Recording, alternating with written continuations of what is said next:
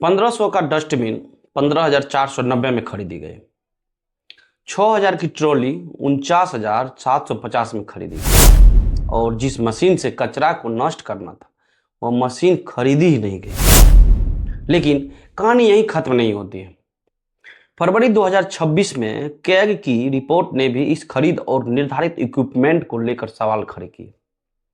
तो सवाल है, अगर सरकारी ऑडिट में भी सवाल सामने आ चुके थे तो कार्रवाई क्यों नहीं? और सबसे बड़ा सवाल, क्या यह सिर्फ महंगी सरकारी खरीद थी या इसके पीछे कोई बड़ा खेल था? कहानी शुरू होती है एक डस्टबिन से, लेकिन सवाल पहुंचता है बिहार की पूरी सरकारी व्यवस्था पर, क्योंकि यह सिर्फ 1500 और 15,490 का अंतर नहीं है। यह सवाल है जनता के पैसों का और सरकार की जवाबदेही का।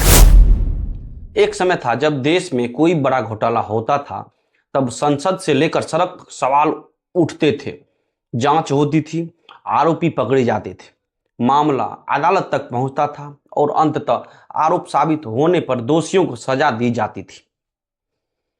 फिर 2005 में बिहार की राजनीति में और 2014 में देश की राजनीति में बड़ा बदलाव आया। नीतीश कुमार ने बीजेपी यानी एनडीए के साथ सरकार बनाई। इसके बाद बिहार की राजनीति में कई बार गठबंधन बदले, सरकारें बदली, मंत्री बदली, लेकिन भ्रष्टाचार और जवाबदेही का सवाल अपनी जगह बना रहा। इस दौरान बिहार में एक के बाद एक कई ऐसे मामले सामने आए जिनमें सरकारी पैसों, टेंडरों, भर्ती परीक्षा, बैंकिंग व्यवस्था और सरकारी योजनाओं को लेकर गंभीर सवाल उठे। सवाल यह नहीं है कि हर मामला घोटाला था या नहीं, सवाल यह है कि जिन मामलों में सरकारों पर आरोप लगे उनमें जांच कितनी हुई, कितने मामलों में चार्जशीट दाखिल हुई, कितने मामलों में अदालत ने आरोपियों को दोषी ठहराया, कितनों पर कार्रवाई हुई और कितने मामले आज भी जांच, मुकदमे या सरकारी फाइलों में अटके हुए हैं। इन्हीं अटकी हुई फाइलों की सूची में अब एक और फाइल दबने को तैयार है। जी हां, मैं बात करने जा रहा हूं बिहार में हुई तथाकथित डस्टबिन घोटाले की। 11 अगस्त को जब रोहिणी आचार्य ने डस्टबिन की खरीद फरोख्त में हुई कथित अनियमितताओं को लेकर एक्स यानी ट्विटर पर पोस्ट किया, तब से यह मामला चर्चा में है। रोहिणी आचार्य ने इसे डस्टबिन घोटाला बताया। इसके बाद विभिन्न सोशल मीडिया के माध्यम से ऐसी खबरें सामने आई कि बिहार में मंगल पांडे के स्वास्थ्य मंत्री के कार्यकाल के दौरान डस्टबिन की खरीद फरोख्त में कथित अनियमितताएं बरती गई है। दावा यह है कि जिस डस्टबिन की कीमत बाजार में लगभग 1500 बताई जा रही है, उसी तरह के डस्टबिन की सरकारी खरीद 15,449 में की गई है। अब सवाल यह है कि जिस प्रोडक्ट की बाजारी कीमत और सरकारी खरीद कीमत के बीच इतना बड़ा अंतर बताया जा रहा है, उसकी वास्तविक वजह क्या है? क्या दोनों प्रोडक्ट की स्पेसिफिकेशन समान थी?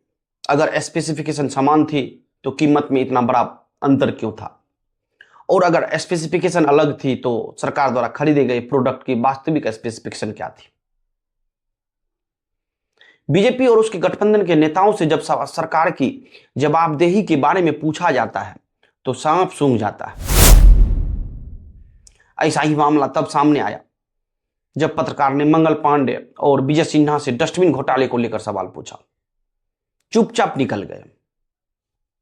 मतलब जब विपक्षी नेताओं पर बोलना हो, आरोप लगाना हो, जनता से लोक लुभावन बातें बोलनी हो या चुनाव प्रचार करना हो, तो यही नेता के मुंह से गर्जना भरी आवाज आती है। लेकिन जब जिम्मेदारी और जवाबदेही के बारे में सवाल पूछा जाता है तो इनके मुंह में लड्डू आ जाता है। अब बात करते हैं उस बिडिंग को डॉक्यूमेंट की जिसमें कथित तौर पर स्पष्ट रूप से मेंशन किया गया था क्या क्या मटेरियल खरीदना था और कौन कौन सी मशीन खरीदनी थी, डस्टबिन कौन सा मटेरियल का होना चाहिए था, पॉलीथीन कौन सी होनी चाहिए थी और डस्टबिन के रखरखाव के लिए ट्रॉली या नहीं मैसर ट्रॉली की भी खरीदारी करनी थी। यानी डस्टबिन, पॉलीथीन और ट्रॉली, इन सभी चीज़ों को की खरीद और इंस्टॉलेशन के लिए शर्तें निर्धारित की गई थी। आरोप यह है कि डस्टबिन, पॉलीथीन और ट्रॉली न तो बिडिंग कंडीशन के अनुसार खरीदे गए और न ही निर्धारित तरीके से इंस्टॉल्ड किए गए। डस्टबिन, पॉलीथीन और ट्रॉली के साथ साथ एक बायोमेडिकल वेस्ट इंसिनरेटर मशीन भी खरीदनी थी। यह मशीन मेडिकल कचरा को लगभग 800 से 1200 डिग्री सेल्सियस के तापमान पर डिस्ट्रॉय करने के लिए इस्तेमाल की जानी थी। सबसे पहले पॉलीथीन को डस्टबिन में रखा जाना था, उसके बाद उसमें वेस्ट मटेरियल डाला जाना था, फिर पॉलीथीन और वेस्ट मटेरियल को एक साथ मशीन में डालकर डिस्ट्रॉय किया जाना था, जिससे लगभग 90% तक वेस्ट मटेरियल डिस्ट्रॉय होने की बात की गई थी। शर्त यह थी कि जहां यह मशीन इस्तेमाल की जाएगी वहीं निर्धारित डस्टबिन और पॉलीथीन का उपयोग किया जाएगा। पॉलीथीन की एक विशेष थिकनेस निर्धारित थी जो इस मशीन में वेस्ट मटेरियल को डिस्ट्रॉय करने की प्रक्रिया के लिए उपयुक्त होनी थी।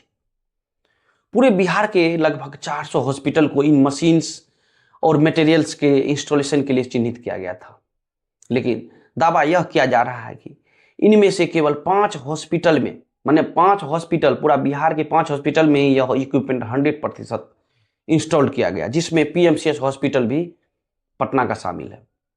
अब तो आप समझ सकते हैं आरोप कितने गंभीर है। अगर बिडिंग कंडीशन के अनुसार खरीदारी होती तो मटेरियल की परचेज कॉस्ट 15,000 से ज्यादा होने की बात सामने आ रही है, लेकिन हॉस्पिटल में जो मटेरियल इंस्टॉल किया गया है यानी कि डस्टबिन, उसकी कीमत 1500 या उससे ज्यादा की नहीं हो सकती है, ऐसा दावा किया जा रहा है। यानी दावा यह है कि जिस मटेरियल को लगभग 1500 में खरीदा जाना था उसे आपने डॉक्यूमेंट पर 18,828 में जीएसटी के साथ खरीदा है। इसी तरह मेसर ट्रॉली को लेकर भी सवाल उठ रहे हैं।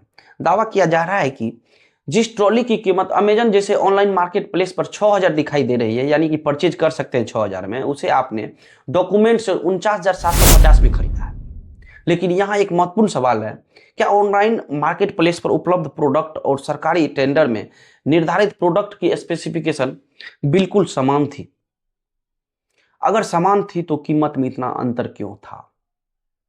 और अगर स्पेसिफिकेशन अलग थी तो सरकार द्वारा खरीदे गए प्रोडक्ट की एग्जैक्ट स्पेसिफिकेशन क्या है? इसी तरह पॉलीथीन को लेकर भी सवाल उठाया जा रहा है।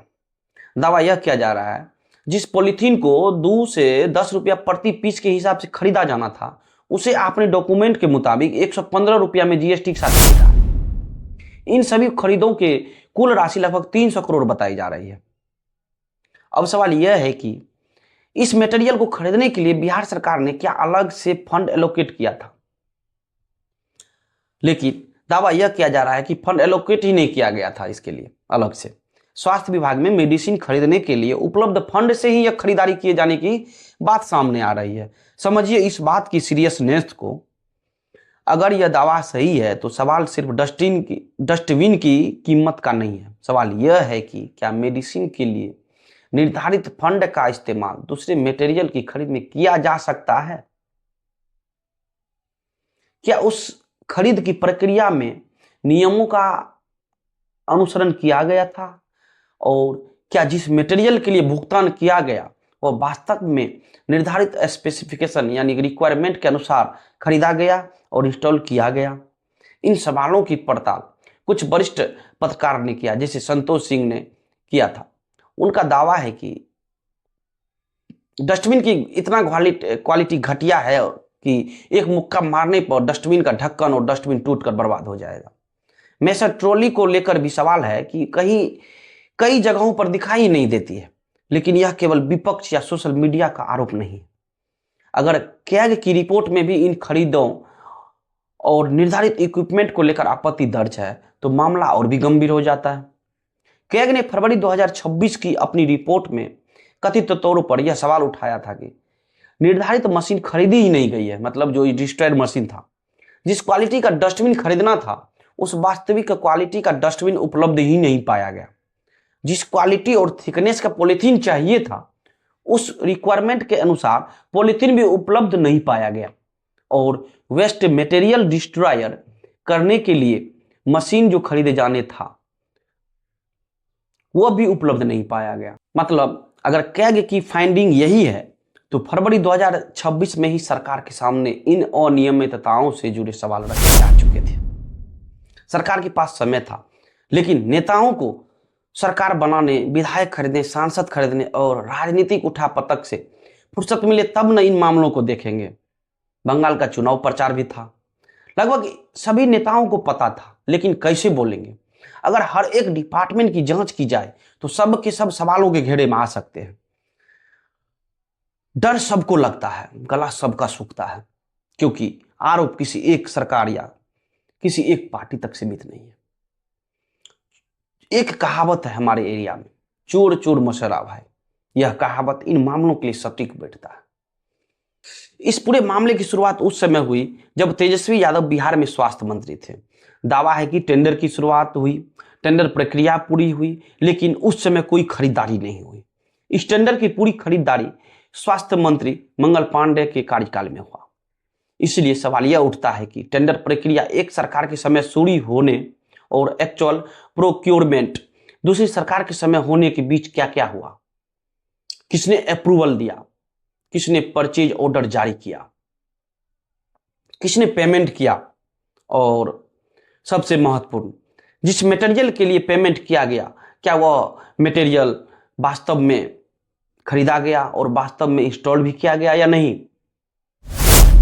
अब एक और मामला स्वास्थ्य विभाग का, स्वास्थ्य मंत्रालय का आ रहा है सामने कि बिहार के हेल्थ डिपार्टमेंट में संविदा कर्मियों और स्टाफ की आउटसोर्सिंग के लिए एक कंपनी को ठेका दिया गया, जिसका नाम Urmila international services private limited बताया जा रहा है।